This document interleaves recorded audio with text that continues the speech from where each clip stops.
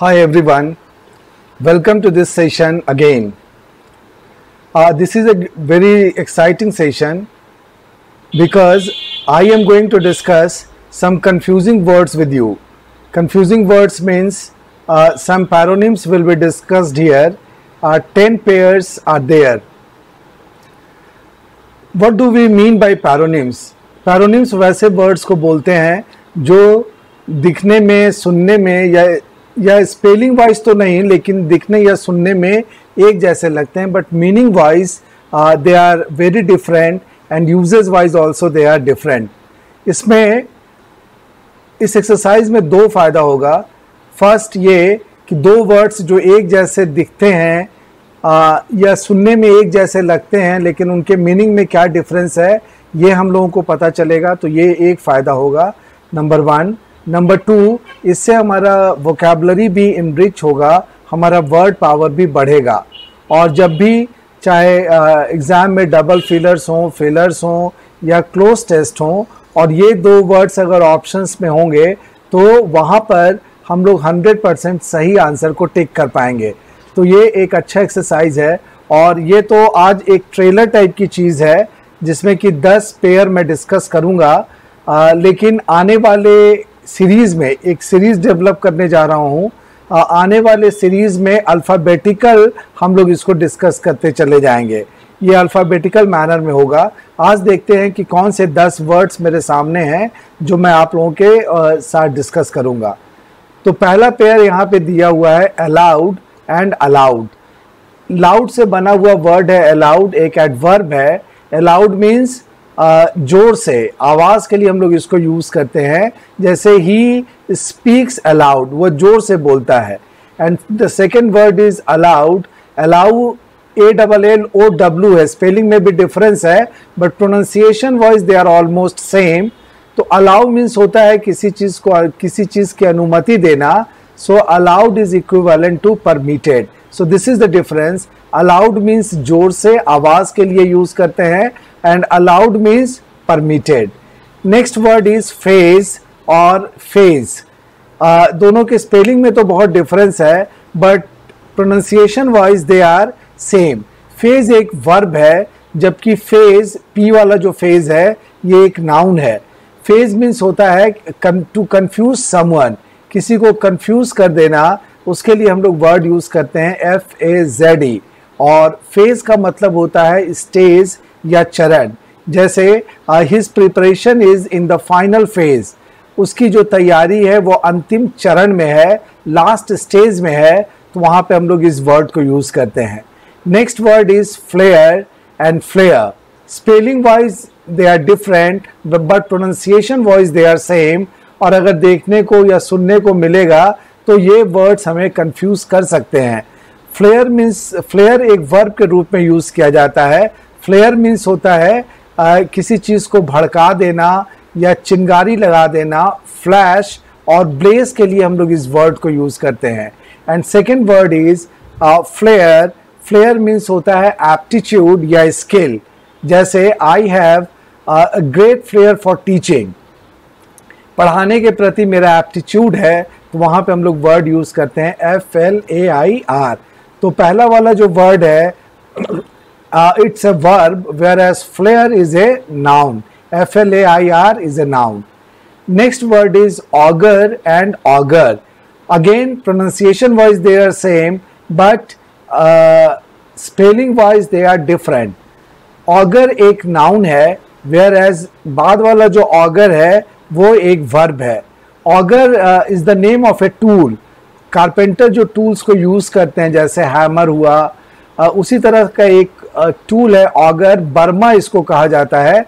This is a type of drilling machine. Drill करने के लिए जो टूल यूज़ किया जाता है लकड़ी में उसको हम लोग कहते हैं Burma. And the second word is auger. Auger एक वर्ब है. ऑगर मीन्स होता है किसी चीज़ की भविष्यवाणी करना या प्रेडिक्ट करना. Then we come to the fifth pair, device and devise. यहाँ पर जरा सा डिफरेंस है स्पेलिंग में. पहला वाला जो वर्ड है उसमें C है और सेकंड वाले में S है. सो डिवाइस मीन्स, डिवाइस एक नाउन है, फर्स्ट वाला जो वर्ड है that is a noun and the second is a verb. तो डिवाइस मीन्स होता है उपकरण। For example computer is an electronic device, ये नाउन है, वेयर एज डिवाइस मीन्स होता है निकालना, to develop something. For example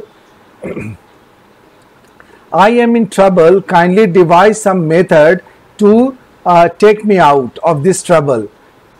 तरीका निकालना या मेथड निकालना, वहां पर हम लोग इस वर्ड को यूज करते हैं। नेक्स्ट वर्ड बहुत क्लोज है, discrete and discreet. Spelling wise they are different, और इसका मीनिंग देखते हैं कि क्या होता है। तो जो फर्स्ट वर्ड है डिस्क्रीट, डिस्क्रीट मीन्स होता है केयरफुल, केयरफुल या प्रूडेंट। फॉर एग्जाम्पल यहाँ पे जैसे गवर्नमेंट से हमेशा अपोजिशन पार्टी डिमांड करती है, कभी भी कोई हंगामा होता है, कुछ भी होता है, तो अपोजिशन की डिमांड होती है कि इस मामले की डिस्क्रीट इंक्वायरी कराई जाए, मीन्स केयरफुल इंक्वायरी कराई जाए, प्रूडेंट इंक्वायरी कराई जाए, सावधानी पूर्वक या बुद्धिमत्तापूर्ण, उसके लिए वर्ड हम लोग यूज करते हैं डिस्क्रीट।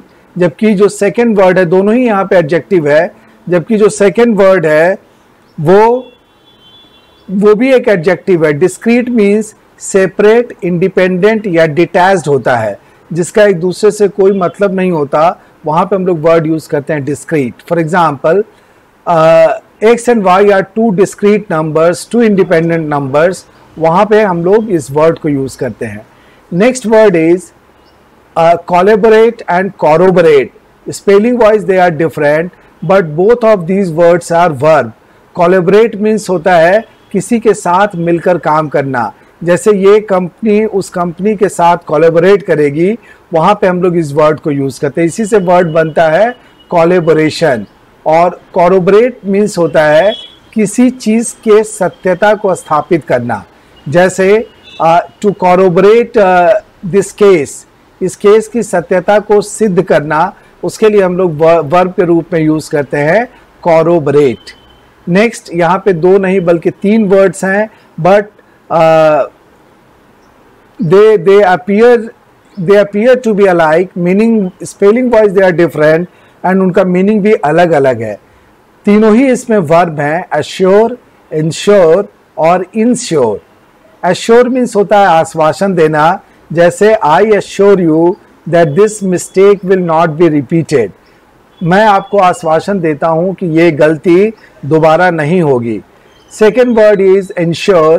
ensure मीन्स होता है किसी चीज को श्योर बनाना या निश्चित बनाना। Kindly ensure that I get the reservation, मुझे रिजर्वेशन मिल जाए, ये कृपया आप सुनिश्चित करें। सुनिश्चित करने के लिए वर्ड है इंश्योर, और आई से जब शुरू होता है तो इंश्योर मीन्स बीमा करना, इसी से वर्ड बनता है इंश्योरेंस या बीमा। नेक्स्ट वर्ड नाइन्थ में जो पेयर है बाई एनुअल और बाई एनियल, ये बहुत ही ब्यूटीफुल पेयर है, दोनों के बीच में कंफ्यूजन भी बहुत है। बाई एनुअल वैसे इवेंट्स के लिए हम लोग यूज करते हैं जो एक साल में 2 बार होते हैं, उसके लिए हम लोग वर्ड यूज करते हैं बाई एनुअल। जबकि बाई एनियल वैसे इवेंट के लिए या वैसे फंक्शन के लिए यूज किया जाता है जो 2 साल में 1 बार होते हैं। एक साल में जो 2 बार होता है दैट इज बाई एनुअल, और 2 साल में जो 1 बार होता है दैट इज कॉल्ड बाई एनियल, और ये दोनों ही वर्ड्स एडजेक्टिव्स हैं। लास्ट पेयर यहाँ पे है 10th में हेल और हेल, HALE। हेल मीन्स होता है, हेल नाउन के रूप में भी यूज किया जाता है और वर्ब के रूप में भी यूज किया जाता है। अगर HAIL हेल को हम लोग वर्ब के रूप में यूज करते हैं तो इसका मतलब होता है किसी को ग्रीट करना, किसी का अभिवादन करना या किसी की प्रशंसा करना, जैसे his efforts were hailed by the people, वहाँ पे हम लोग इसको यूज करते हैं। और if it is used as a noun तो हेल का मतलब ओला भी होता है, जैसे हेल स्टॉर्म, ओला वृष्टि के लिए हेल स्टॉर्म यही वाला वर्ड बनता है। And the second word is hello. Hello means hello एक एडजेक्टिव के जैसा यूज किया जाता है। हेल मीन्स होता है स्वस्थ, hello and hearty. He is hello and hearty means वह स्वस्थ और हेल्दी है। वहाँ पे हम लोग इस वर्ड को यूज करते हैं। हेल को कभी कभी हम लोग यूज करते हैं हॉल के लिए भी, HAUL, वहाँ पे ये एज ए वर्ब यूज होता है। तो ये था एक्सप्लेनेशन वर्ड्स का जो कि हमें कंफ्यूज करते हैं। इसी तरह का सीरीज वाइज आगे चलेगा जब हम लोग डिस्कस करेंगे अल्फ़ाबेटिकल, जैसे ए वाले जितने भी वर्ड्स हैं जो कंफ्यूजन वाले वर्ड्स हैं, पैरोनिम्स हैं, वो लगातार ए वाले होंगे, फिर बी वाले, फिर सी वाले। उम्मीद है कि ये डिस्कशन आप लोगों को पसंद आएगा, और अगर ये डिस्कशन पसंद आता है तो इसे लाइक कीजिए, सब्सक्राइब कीजिए और शेयर कीजिए। कल हम लोग फिर मिलेंगे एक नए सीरीज के साथ, इसी तरह के पैरोनिम्स के डिस्कशन के साथ। Till then, goodbye, take care.